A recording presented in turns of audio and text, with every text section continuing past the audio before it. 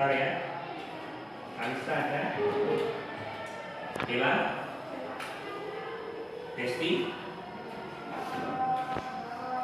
Ibu Mici, tidak ada ya? Sakit ya? Meli?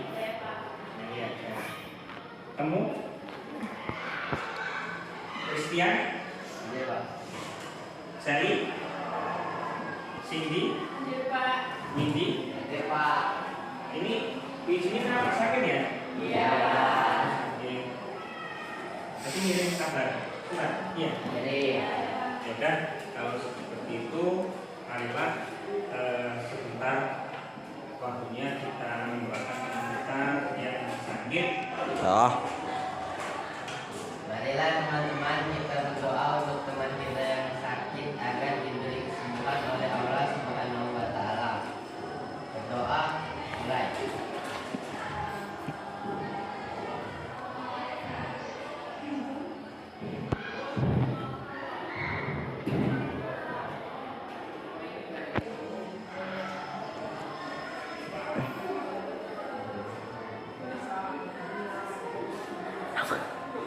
Doa selesai.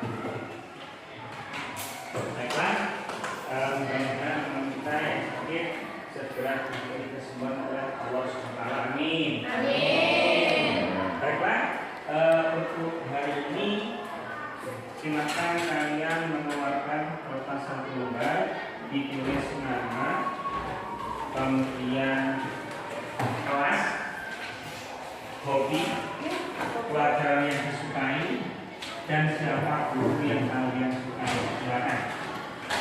Ya, unsur tapi ya, unsur sejujurnya silakan kalian isi apa yang ada di dalam hati kalian. Silakan.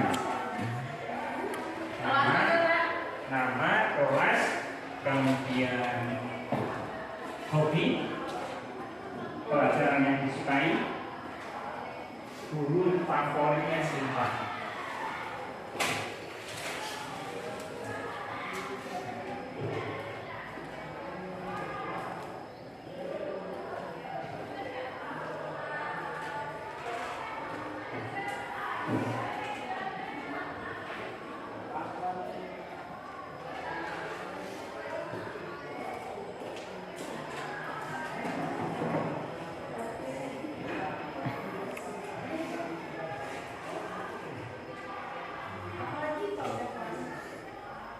Nama, kelas, hobi, pelajaran yang disukai.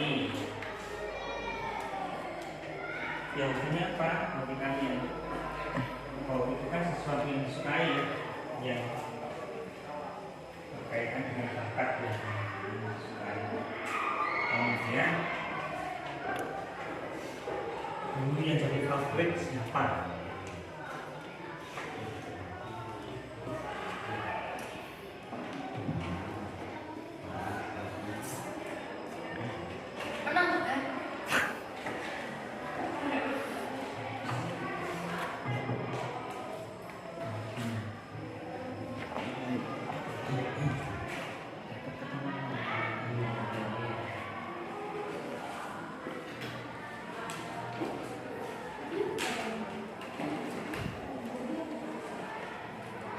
Gue jalan.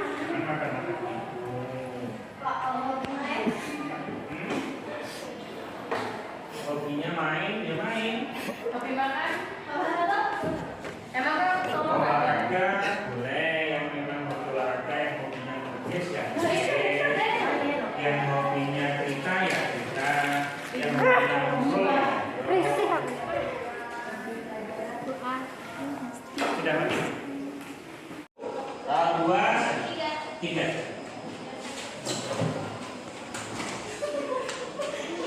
Jangan ketawa.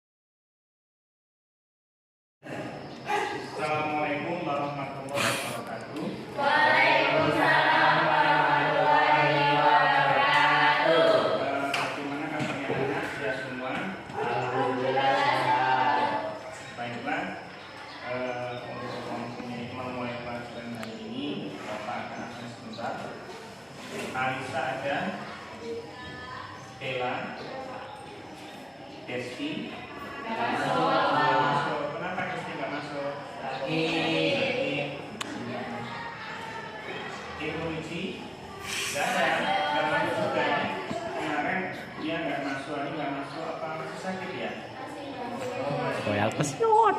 Meli ada Temu, Christian, Sally, Selfie, Cindy, Windy. Hari ini ada teman kita yang tidak bisa mengikuti pelajaran karena sakit. Marilah sebelum kita mulai pelajaran hari ini, kita doakan teman-teman kita supaya diberi kesehatan oleh Allah Subhanahu wa Ta'ala. Silakan Cindy dipimpin untuk berdoa semuanya. Kawan-kawan, kita mendoakan teman kita yang sakit supaya segera diberi kesembuhan. Doa mulai.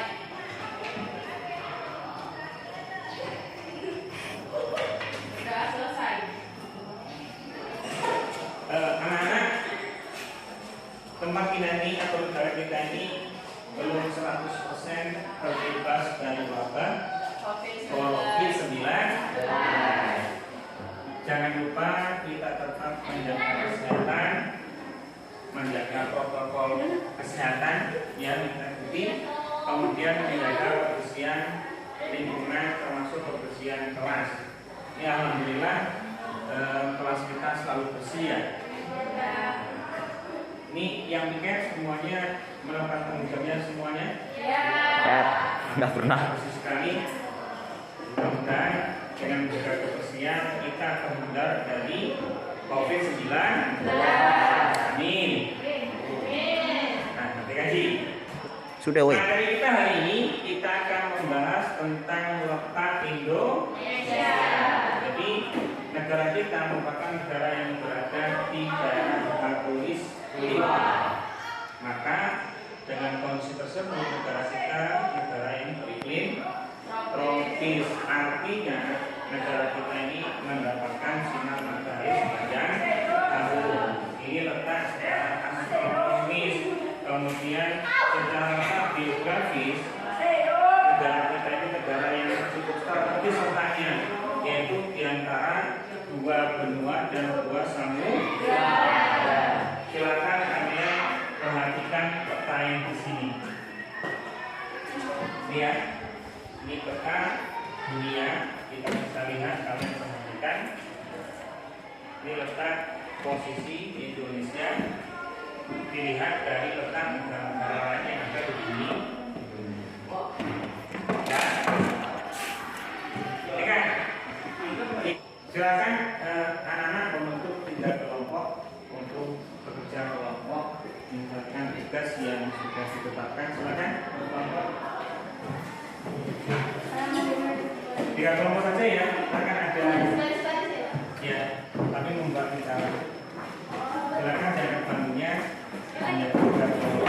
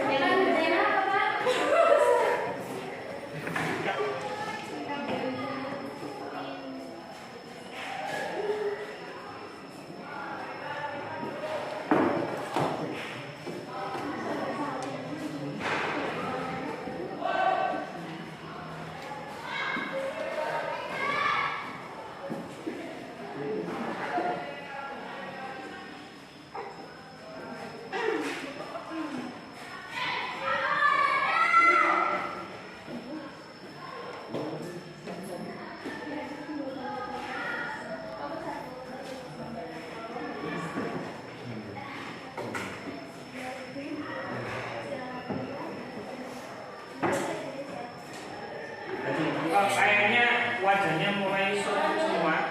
Ya, sudah capek. Begitu kita kasih sedikit sebentar, kalian ikuti apa-apa yang Bapak ceritakan ya. Silakan kalian letakkan alat tulisnya semua. Silakan duduk di bangkunya masing-masing. Relax badannya. Boleh sambil dipejamkan matanya ya. Boleh dipejamkan, boleh tidak. Ikuti apa atau perintah yang Bapak gunakan. Tenangkan pikiran, ambil nafas yang panjang, lepaskan pelan-pelan. Ambil nafas pelan-pelan, lepaskan. Jangan senyum-senyum, nanti kalian nggak benar tenang pikirannya. Ambil nafas, ulangi, ambil nafas semuanya, lepaskan pelan-pelan. Boleh sambil menjamkan mata, tenangkan pikiran, rilekskan badan, biarkan semua darah mengalir di tubuh kita. Tenangkan pikiran, rileks, jangan coba tertawa. Nanti hilang rileksnya.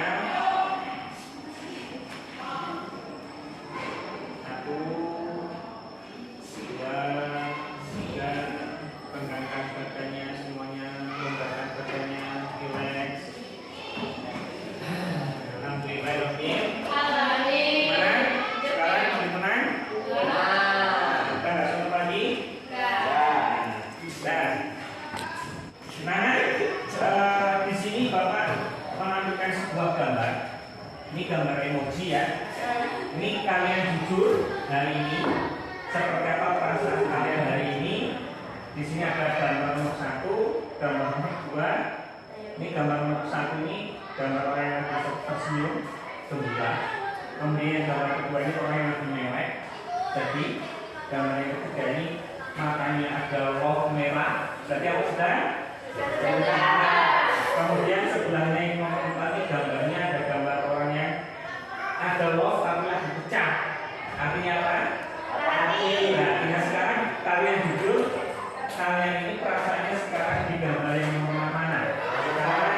Christian. Nomor berapa Christian? Lagi? Gembira pasti?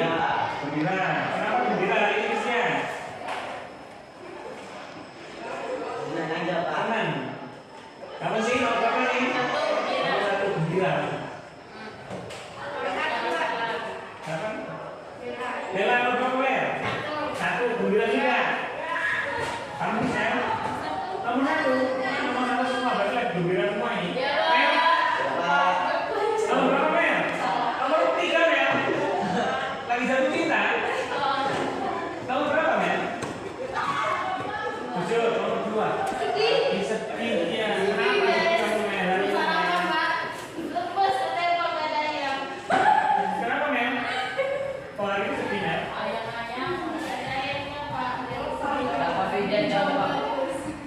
Sedih ya. Kamu sih? Nomor 1 gembira. Kamu Anissa nomor berapa nih? Nomor 1. Kamu? Nomor 1. Sama? 1. Wah, berarti hari ini kalian lebih banyak yang gembira, hatinya kecuali si lagi bersedih. Beli. Karena dibuka, hatinya sedih kok dibuka. Kalau kita sedih, kalau kita tahu berarti kita bisa punya rasa empati. Jadi kita bayangkan bagaimana kalau posisi kita posisi enak tidak kira-kira? Enak. Baiklah, kita lanjutkan untuk yang ketiga. Bapak di sini akan menampilkan 2 gambar. Gambar orang yang lagi bahagia dan orang yang lagi bersedih. Nah sekarang Bapak tampilkan dulu gambar orang yang sedih. Nah, pertanyaan di sini, ketika kalian melihat orang yang sedih, apa yang akan kamu lakukan melihat kondisi seperti itu? Sekarang Bapak tanya Christian dulu. Christian, ketika kamu melihat kamu sedih seperti gambar ini, apa yang kamu lakukan Christian? Bersedih. Sedih? Kamu sedih? Iya Pak, terus kamu hibur. Sudah Bella. Tapi ketika kalian melihat kamu gambar seperti ini, gambar bersedih kamu apa yang kamu lakukan? Sedih. Terus kalau ibu sedih juga sedih, enggak?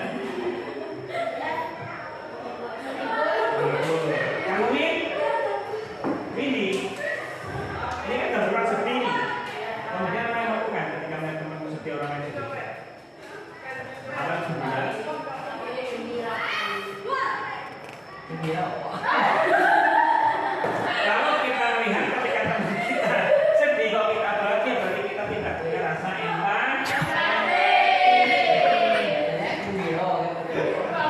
Tapi ngomong kan, gembira apa sedih? Terus apa kamu kan? Ketika kamu sedih, apa kamu? Bego. Kamu nah, mainnya di sedih tadi ya? Iya. Karena ini di Tidur. Kalau lagi Sedih. kamu kan? Bahagia dari rumah. Orang. Jadi ketika teman kita sedih, kita ikut bersedih. Kita buat tato. Nah, dan kemudian Bapak tampilkan gambar yang kedua. Oh, betul Ini betul. gambar yang kedua, ini temanmu gambar orang yang tertawa gembira tersenyum. Nah, ketika kalian melihat orang tersenyum seperti ini, gembira. Apa yang kamu lakukan melihat kondisi seperti itu? Mbak Lisa, ketika kamu gembira, gembira. Kamu Gembira banget. gembira juga. Gembira gitu ya. Ya. Kamu gembira kalau ini sedang bersedih. Kamu Gembira. gembira. Kamu tadi, deh. Gembira, Pak. Gembira. Jadi ketika kita melihat teman kita sedang bergembira, kita sudah ikut bergembira. Yang punya quotes yang sampai Nah, berapa? silakan. Sudah selesai semua anak? Ya. Nah, kalau sudah silakan kalian menampilkan mempresentasikan hasil kerja kelompok kalian ke depan. Silakan kelompok satu yang maju terlebih dahulu. Kelompok satu silakan maju ditampilkan bertiga dengan temannya. Ayo. Sudah?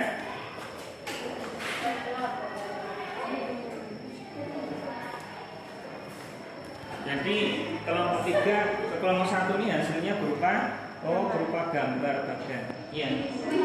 Boleh disampaikan sedikit tentang penjelasan gambar ini? Silakan. Ayo silakan. Alisa. Alisa kan hobinya gambar ini. Jadi ketika menjawab pertanyaan dia berupa gambar. Sudah? Ditampilkan saja. Jelas ya gambarnya ya? Ya. Paham dengan punya hasil Alisa? Paham. Silakan kelompok satu untuk kembali. Kami izin. Nanti Assalamualaikum warahmatullahi wabarakatuh. Dari hasil diskusi kelompok kami bahwa negara Indonesia terletak di khatulistiwa sehingga beriklim tropis dan secara geografis negara Indonesia terletak di antara dua samudra dan dua benua. Apa jadi depan? ayo dibaca. Letak Indonesia secara astronomis terletak di daerah tropis sehingga Indonesia beriklim tropis. Secara geografis negara Indonesia terletak di antara dua benua dan dua samudra sehingga letaknya sangat strategis karena merupakan jalur perdagangan internasional. Nah, gimana anak-anak tanggapan kalian ketika melihat hasil teman kalian bagus atau tidak? Bagus. Semuanya ya. Iya, Pak. Nah, baiklah kita sebutkan pelajaran kita hari ini yaitu tentang letak Indonesia, bahwa secara astronomis Indonesia ini terletak di daerah khatulistiwa. Ya, karena terletak di khatulistiwa maka negara kita ini mendapatkan sinar matahari sepanjang tahun, sehingga negara kita beriklim tropis atau hangat. Kemudian secara geografis negara kita terletak di antara dua benua dan dua samudra, merupakan daerah posisi silang yang merupakan jalur perdagangan internasional. Baiklah, mudah-mudahan apa yang kita pelajari hari ini bisa kita pahami semua. Sampai ketemu di depan. Assalamualaikum warahmatullahi wabarakatuh. Waalaikumsalam warahmatullahi wabarakatuh.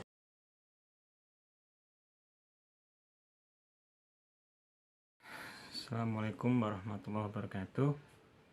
Di sini saya akan merefleksi kegiatan aksi nyata tentang pembelajaran diferensiasi sosial. Pembelajaran diferensiasi sosial merupakan pembelajaran yang sifatnya menyesuaikan kebutuhan anak. Sebelum melaksanakan pembelajaran diferensiasi sosial, harus diadakan terlebih dahulu mengidentifikasi apa yang menjadi kebutuhan anak karena setiap anak memiliki bakat, memiliki minat, memiliki profil belajar yang berbeda-beda antara satu siswa dengan siswa yang lain. Dalam kegiatan pembelajaran diferensiasi sosial, ada 3 diferensiasi yang dilaksanakan dalam kegiatan pembelajaran. Yang pertama yaitu diferensiasi konten, yang kedua diferensiasi proses, dan yang ketiga diferensiasi produk. Diferensiasi konten merupakan proses pembelajaran di mana siswa akan mendapatkan materi baru, kemudian mereka akan memahami materi tersebut. Setiap siswa memiliki kecerdasan yang tidak sama. Ada siswa yang memiliki kecerdasan dalam hal numerik, ada kecerdasan siswa yang di bidang verbal, kemudian ada siswa yang mempunyai kecerdasan visual, kinestik, dan yang lainnya. Sehingga ketika kita melaksanakan proses pembelajaran harus disesuaikan dengan kebutuhan siswa setelah diadakan pengumpulan data, pengumpulan model belajar siswa dan sebagainya melalui identifikasi sebelumnya. Kemudian yang kedua, proses diferensiasi proses. Di sini siswa akan melakukan diskusi dengan kelompoknya sesuai dengan bakat yang mereka miliki, sesuai dengan kemampuan yang mereka miliki, dan sesuai dengan gaya belajar mereka. Ada siswa yang mereka memiliki di bidang visual, kinetis. Nah, kemudian hal ini akan disesuaikan dengan diferensi produk. Ketika anak itu mempunyai kecerdasan di bidang visual, maka cenderung anak-anak akan menampilkan hasilnya dalam bentuk gambar atau bagan. Kemudian siswa yang memiliki keterampilan kinetis, maka siswa akan cenderung menampilkan hasil belajarnya berbentuk tulisan. Kemudian anak-anak yang verbal, mereka akan menampilkan berupa video atau secara lisan di depan kelasnya. Nah, kaitannya dengan pembelajaran sosial emosional. Dalam kegiatan pembelajaran ini juga menggunakan pendekatan pembelajaran sosial emosional. Ini kaitannya dengan kompetensi sosial emosional. Dalam hal ini saya akan menggunakan atau menonjolkan atau menanamkan kepada siswa ada 3 kompetensi sosial emosional. Yang pertama yaitu kompetensi kesadaran penuh, yang kedua kompetensi kesadaran sosial, dan yang ketiga kompetensi empati. Dalam kegiatannya pendahuluan di situ sudah kita munculkan, saya munculkan kegiatan yang sifatnya menampakkan atau memunculkan keterampilan kesadaran penuh atau empati. Nah, empati. Jadi ketika anak diajak berdoa kemudian di absen, ketika di absen ada beberapa anak yang tidak hadir atau sakit, maka anak diajak untuk berdoa secara bersamaan. Itu menunjukkan rasa empati. Kemudian yang kedua, di kegiatan pembelajaran inti diadakan ice breaking, yaitu di situ dilakukan kegiatan yang berkaitan dengan kompetensi kesadaran penuh, yaitu kaitan dengan ketahanan jiwa. Kemudian kegiatan selanjutnya dalam ice breaking, anak-anak ditampilkan gambar emoji, kemudian mereka suruh menyampaikan perasaan dia sesuai dengan gambar emoji yang ditampilkan. Kemudian yang terakhir kegiatannya yaitu ditampilkan 2 gambar. Yang pertama orang sedih dan yang kedua orang gembira. Ketika orang sedih ditanya bagaimana, apa sikapmu ketika melihat orang yang sedih. Kemudian apa sikapmu ketika melihat orang yang lagi gembira. Ini kaitannya dengan empati. Kali ini saya belajar ilmu baru, yaitu pembelajaran yang berpihak kepada murid atau kepada anak, yaitu pembelajaran berdiferensi sosial dengan berbasis terhadap sosial emosional. Perasaan saya sangat merancang pelajaran ini, yaitu sesuatu yang menantang, sesuatu yang baru, dan saya yakin kegiatan ini akan berhasil sesuai dengan apa yang diharapkan. Pembelajaran yang saya dapatkan dari aksi nyata adalah pentingnya murid pembelajaran supaya dapat memberikan perlakuan yang berbeda antara satu anak dengan anak yang lain. Kenapa? Karena setiap anak mempunyai bakat, mempunyai minat, mempunyai profil belajar yang tidak sama, sehingga hal itu tidak bisa kita menyamakan satu anak dengan anak yang lain. Jadi harus dibedakan, nggak bisa sama. Kemudian rencana apa yang akan lakukan untuk memperbaiki pembelajaran, yaitu pembelajaran ini akan dilakukan sesuai dengan apa yang murid butuhkan, berkaitan dengan minat, berkaitan dengan bakat, berkaitan dengan profil belajar mereka yang tidak sama antara satu siswa dengan siswa yang lain, sehingga ketika kita memilih alat peraganya pun harus sesuai dengan sifat anak tadi, misalnya dengan video, dengan gambar, dan sebagainya. Ini yang penting. Kemudian pembelajaran dengan masa lalu. Sebenarnya pembelajaran masa lalu itu sudah lakukan hal seperti ini, cuman kita tidak paham, tidak ngerti cara penerapannya yang benar. Tapi cenderung kita tidak memikirkan apa yang menjadi kepentingan anak. Anak kita melakukan sama sesuai dengan apa yang kita inginkan. Sebenarnya itu hal yang tidak benar. Kenapa? Karena kita ini sebagai guru, itu sebagai penuntun, bukan sebagai penentu apa yang tidak sesuai dengan yang siswa miliki, yaitu kaitan dengan bakat tadi, minat dan profilnya.